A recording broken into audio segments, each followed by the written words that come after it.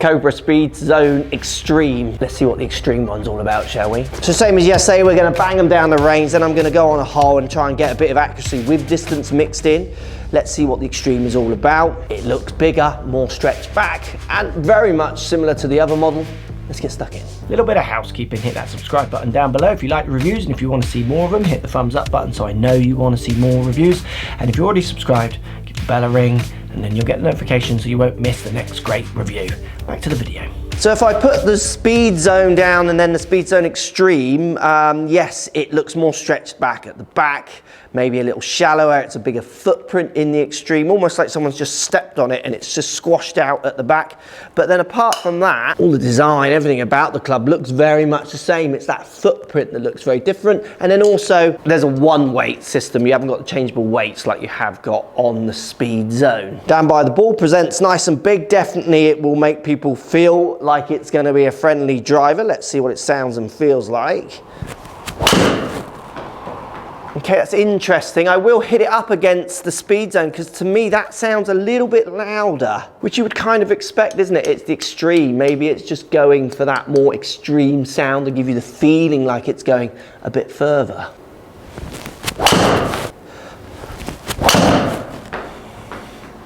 Yeah, it's an interesting sound. I'm going to compare it. I want to know if that is different.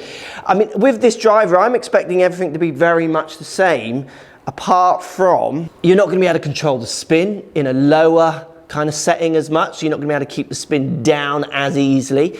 If you can measure how much easier, so how much kind of more extreme the MOI is on this club for kind of hitting better dispersion shots, I think it's going to be marginal. I think it's going to be the visual look that's going to make people just think, oh, I want that kind of extreme looking, more kind of friendly looking club.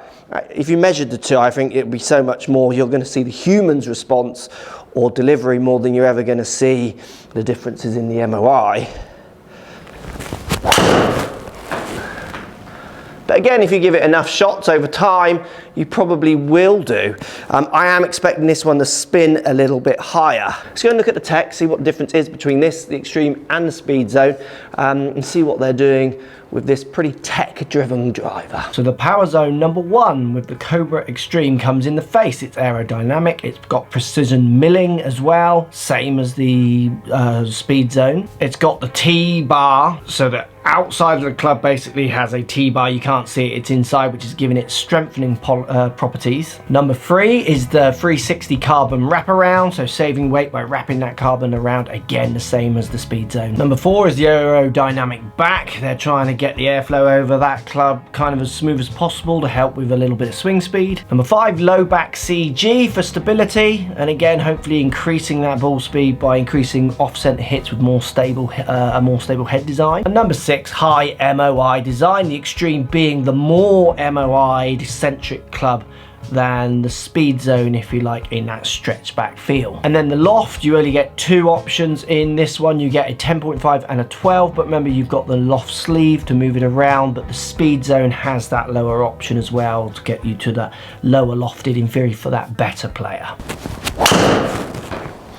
So I mean they're stretching it back, they're squishing it and stretching it. For all intents and purposes, it's very much the same driver, and then maybe just manipulating the sound, which we'll test. I just don't want to pollute the data on this hitting batch with a shot of the other one. I'll do it at the end. But even with the 360 wraparound carbon that they're calling it, you're not again getting that carbon feel as much. I do love the changeable necks on the Cobras. You're getting all those loft options, and obviously you get that extra head loft on this club just to try and throw that net over more golfers to capture the people who want the higher lofted options. Bit toey that one, not sure it's going to come back. Now it's hanging out there a bit. It is a good looking club. Again, Cobra just not failing to make clubs that do, I think, really appeal in looks. They look great. Again, you get the Cobra line-up line on the top of this one, different to the Cobra Snake that you got on the prior F9 models. It's good, sounds a little bit louder. It's connected to race cars in all their marketing, fast, fast, fast. Well, let's see how fast it is. One more, let's look at the numbers.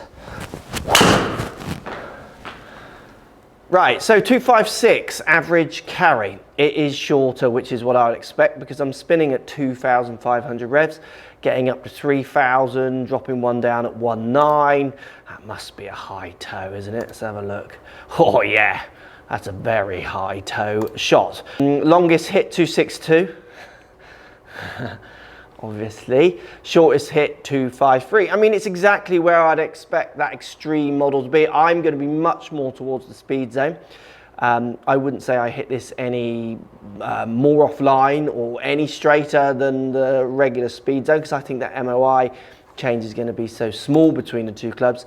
And then I'm swinging at 108, so I'm a little bit quicker, but you can see I got a few in 111s and I think I was 110 when I was swinging yesterday. So again, which I've said for so many years now, it's interesting, isn't it, how my performance day to day changes, which is where when I'm comparing drivers, I like to compare them on the same day. So when I'm in the same trousers, if you like. And if you want to see me compare this one to the speed zone, maybe post in those comments down below and I can compare them on the same day so you get those kind of equivalent numbers. Good numbers. I think it's going to appeal to people who want that little bit more extreme look. But it'd be interesting to see which is the better seller out of these two, because for me, I would be starting every golfer with the speed zone and not the extreme, to be honest, and then going to this one if I just felt like they couldn't hit the planet with the regular one. Let's finish by trying to hit a few fairways like we did yesterday.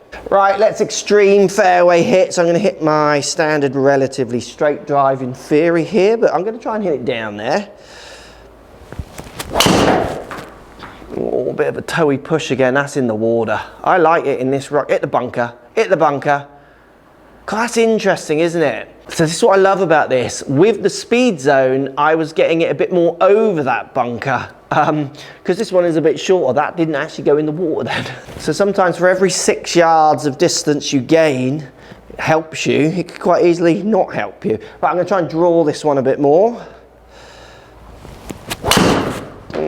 Get left, get left. Again, it's straight rather than drawing.